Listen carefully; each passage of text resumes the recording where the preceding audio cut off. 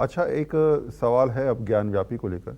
ज्ञानव्यापी को लेकर कहा जा रहा है कि अभी जो एएसआई की रिपोर्ट आई है उसमें बहुत सारे तथ्य ऐसे सामने निकल के आए हैं जिसमें शायद वहाँ पर प्रमाण है कि पहले स्ट्रक्चर कुछ और था।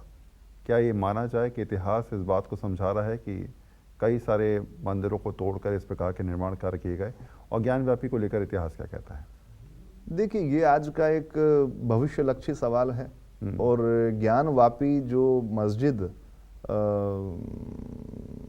कॉरिडोर के एकदम, यानी कि बाबा विश्वनाथ मंदिर से एकदम सटी हुई मस्जिद है, उसकी तरफ एक नंदी बैल की प्रतिमा, प्राचीन प्रतिमा वहां बनी हुई है। और मिडिवल पीरियड का वो सारा आर्किटेक्चर, क्योंकि मंदिरों का निर्माण, पुनर्निर्माण, जीर्णोद्धार देश में होता रहा है।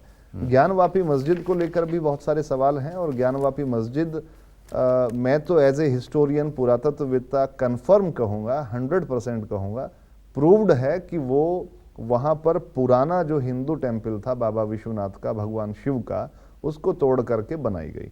हाँ, इस बात को सहज स्वीकार करना, क्योंकि एक रिलीजियस मुद्दा है, तो मुश्किल है।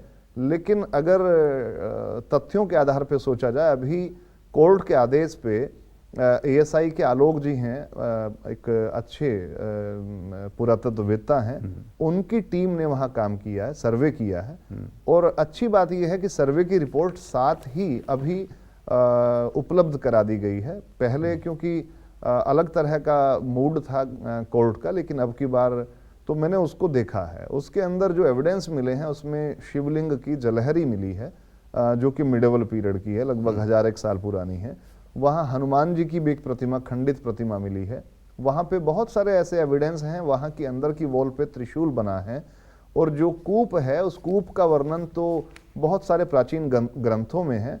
तो कन्फर्म है कि, और क्योंकि उसकी जो साइड वाली वॉल है, जो उसके आधार स्तंभ हैं, वो सारे हिंदू टेम्पल के हैं, तो कहीं कोई शक नहीं है कि ज्ञानवापी मस्जिद मंदिर तोड़ करके बनाई गई।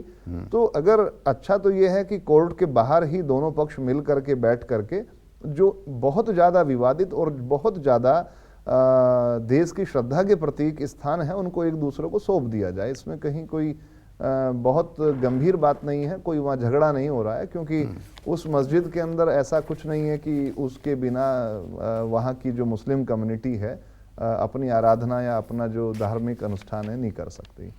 एक सवाल है कि अब कृष्ण जन्मभूमि, जी, राम जन्मभूमि में राम मंदिर बन चुका है, तैयार हो गया है, अब दर्शन लोग कर रहे हैं जी। कृष्ण जन्मभूमि को लेकर भी अब विवाद है। इस विवाद को आप कैसे देखते हैं? क्या सच में जो कोर्ट में मामला चल रहा है उसमें तमाम तरीके की बातें की गई हैं? जी,